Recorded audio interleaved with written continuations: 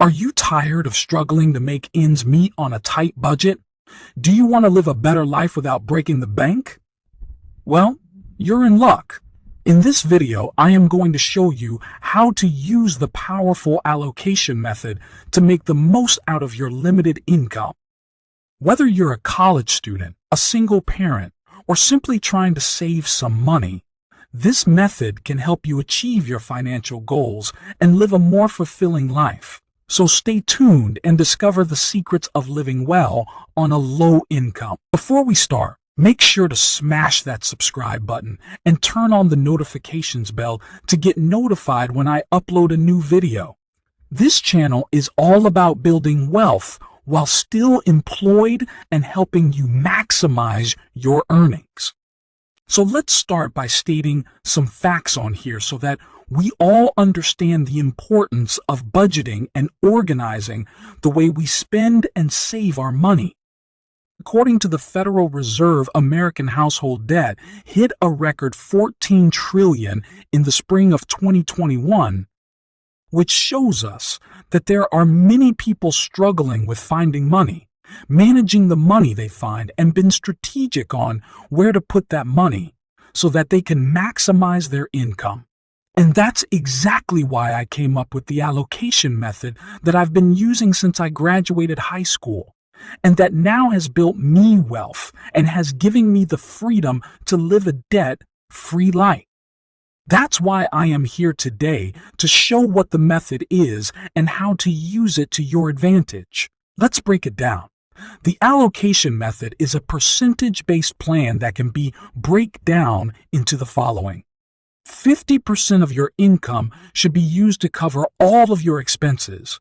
40% should go directly to your savings account, and 10% should be used to be invested in long-term assets that will appreciate with time. I know that for a lot of people, it's hard to just use 50% of their income for expenses, and that's why the whole idea of this method is to actually help you get there.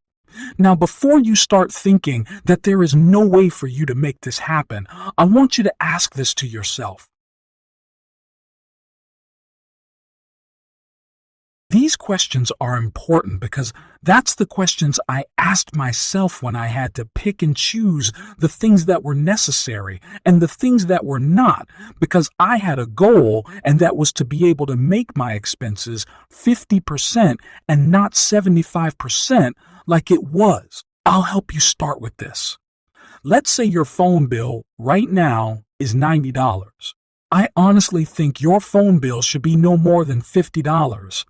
And if it is more, you should check your add-ons and call your phone company and ask if they have a cheaper plan, or simply shop around and find a cheaper company that offers about the same services you have for less money.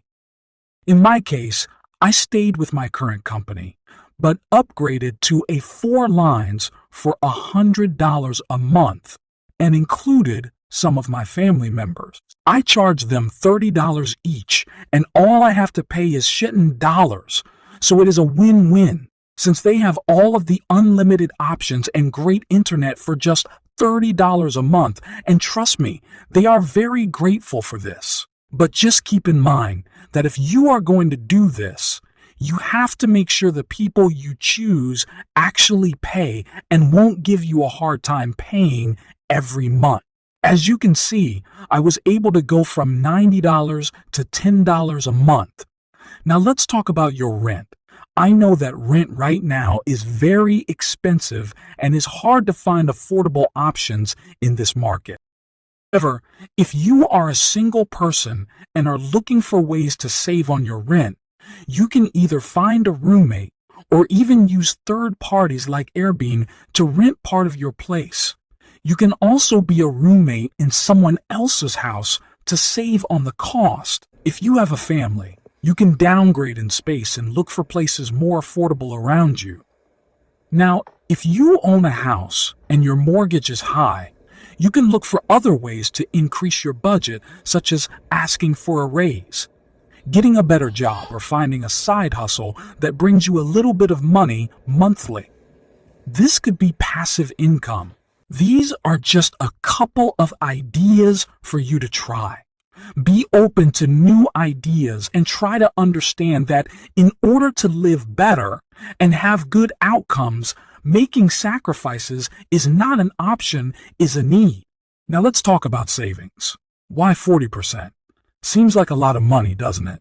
Well, I see savings as an emergency fund and as a long-term goal investment.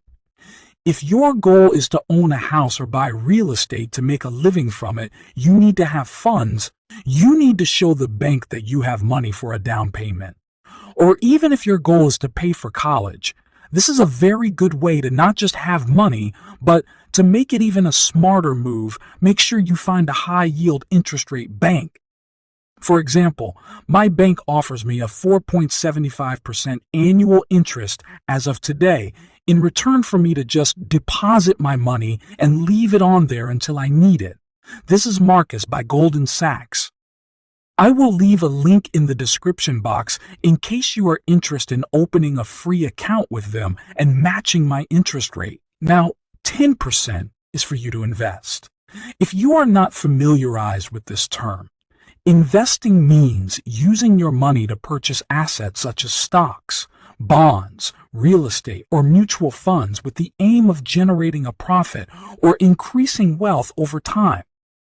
The idea is to put your money to work for you by taking calculated risks in order to potentially achieve greater returns than you would with traditional savings methods, such as keeping your money in a bank account. The goal of investing is to grow your wealth over the long term rather than seeking short-term gains. I usually do 10% for investing because when you invest you take high, so let's keep the risk short. As you can see, I came up with this method by strategically thinking about ways that can work not just for me, but for others. Now that you know exactly how to use the allocation method, I want to know your thoughts and questions. Also, are you going to start taking your earnings more seriously to acquire financial freedom? Let me know down below, and until next time, hustlers.